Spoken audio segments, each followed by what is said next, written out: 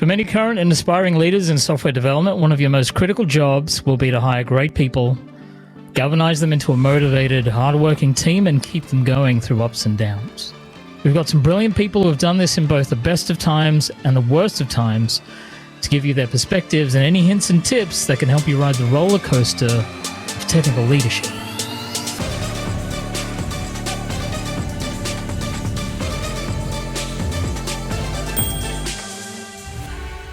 Metrics came up, and we haven't talked about metrics for what a great team is yet. So I want to throw it to Myron, because Myron, you coach teams, you live this day in, day out, looking at how to make them better. What is your view in terms of what are the metrics for a great team? I want to give one metric for the output, and a measure like an assessment, and a metric that I would use to evaluate the health of a team, in addition to actually talking with the team and checking in on them and making sure that they have growth and development that is tied to their internal, their intrinsic purpose in life. So those are the sort of preamble things.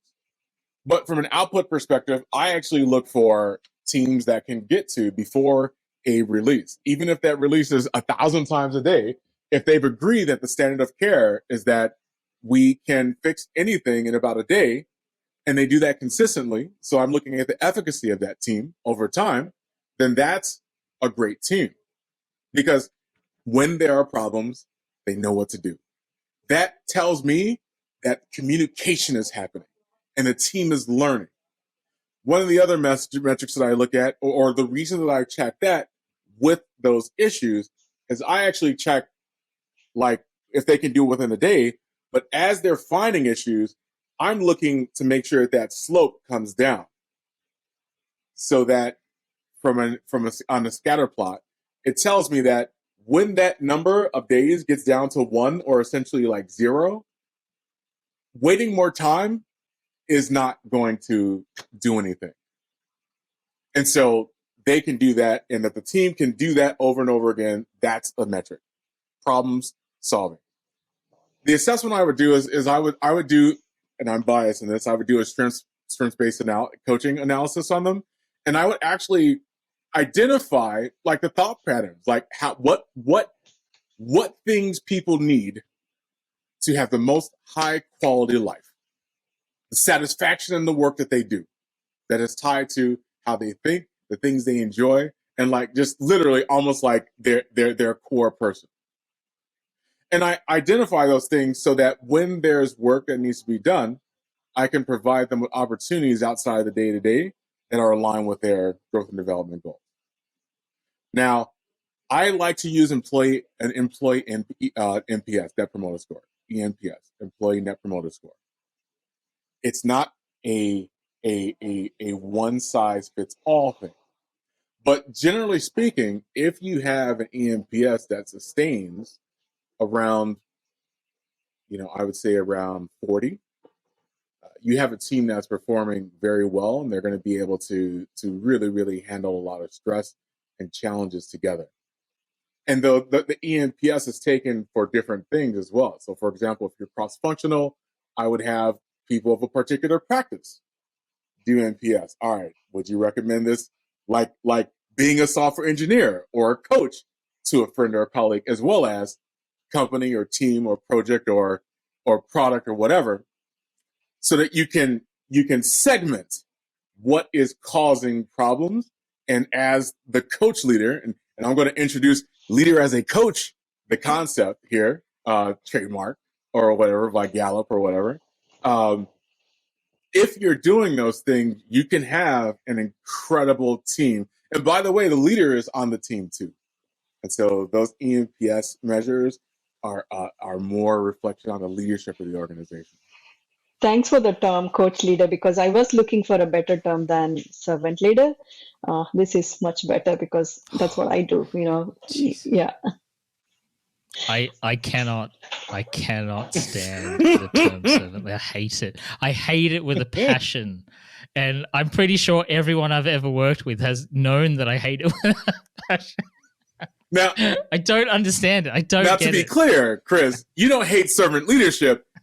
I'm assuming that you hate the jargonization of it.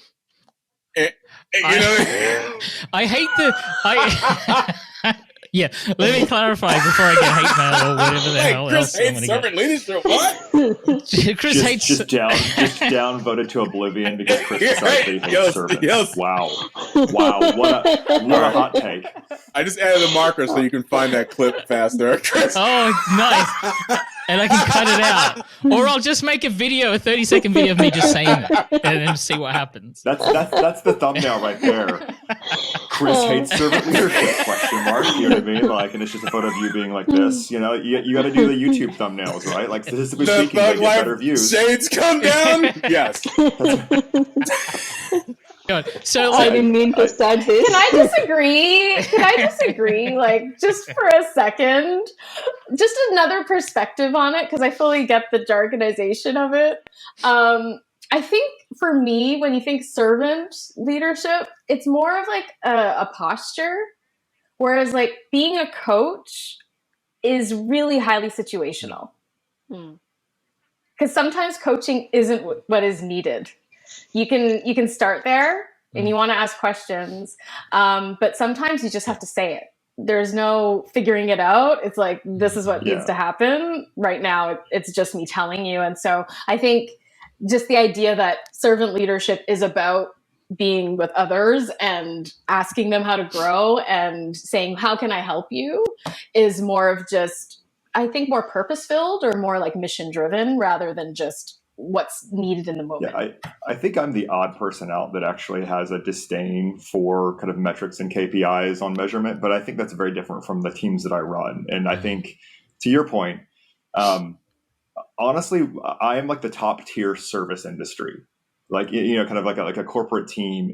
Our customers are serving other people in a company, right? Like, or building this great experience for people there. So if you leave the company, you lose that experience, right? So it's not fundamentally different than being a server, being a bartender, being a barista, right? You're taking care of somebody, you're serving them every single day, right?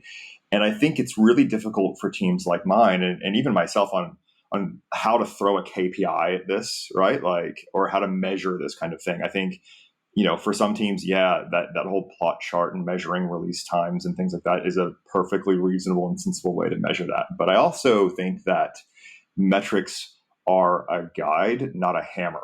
And I think a lot of companies use them as a hammer, right? Back to that whole like failure, right? Like failure might mean downtime, and downtime means it impacts your metrics, right? And then you create this kind of self-perpetuating cycle of like, we won't do anything that can possibly cause downtime because, you know, we serve the almighty God of nines, you know what I mean? Like, and that's something that I have constantly had to kind of like butt my head against, right? Of going, well, how do you measure your team success? I'm like, well, sometimes it's just we kept the lights on. You know what I mean? Like the last 2 years, it was like, well, you know what? Everyone managed to like work from home and the whole place didn't explode upon itself and people's laptops, you know, did the job.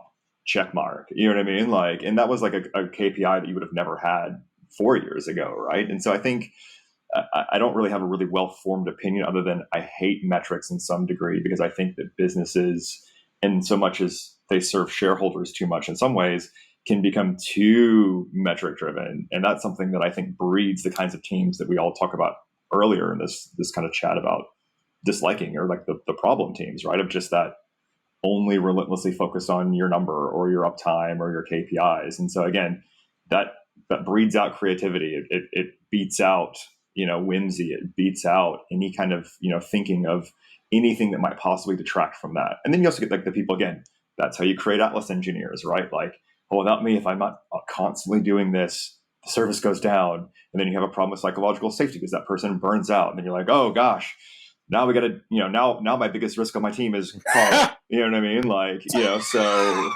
you know, like, what do you do about that? You know, like, and I think that's a problem. Oh, poor Carl. Oh, Carl. You know, like, so people like Tara talk to me, right? Like, what keeps you up at night? And I'm like, Carl getting hit by a bus. You know what I mean? Like, and that's a bad place to be. Poor guy. I also think there's something to be said about, we forget the qualitative metrics too. Because it's a lot of like, what is a KPI, OKRs, all of that kind of stuff, right? But I think one of the things that is such a beautiful sign, actually, of really great leadership on teams is that nobody's coming to you anymore. Right? And so can you put, oh, well, I used to have 10 conversations and I have 0. Like sometimes it's also a feeling, but to Myron's points, things are still happening. It's not that they're not coming to you anymore. It's that the output is still happening, right? Or that feedback conversations are happening without you. And you just heard kind of haphazardly over here that it happened. And so there's also still a lot of, interaction things that you can start to see that you might not be able to put in checkboxes. But ideally, amazing teams are just having conversations without you, and they're having really great conversations without you. But where will I get my meeting from as a manager, Tara? I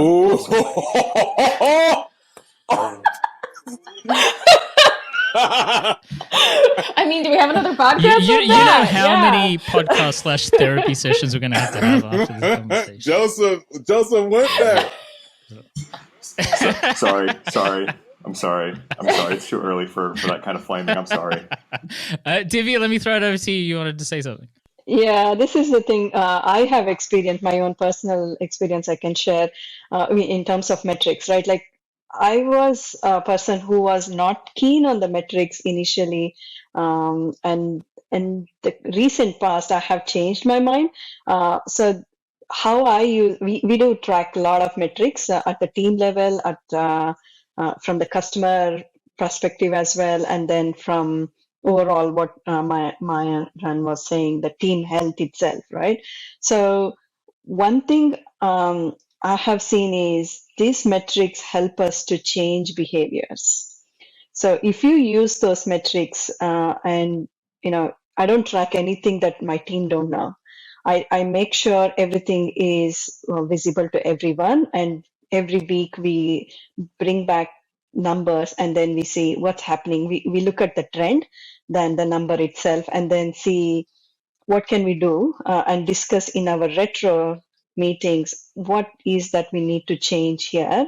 And if it is impacting customer, yes, that's a higher priority. For example, web performance, we track it every week.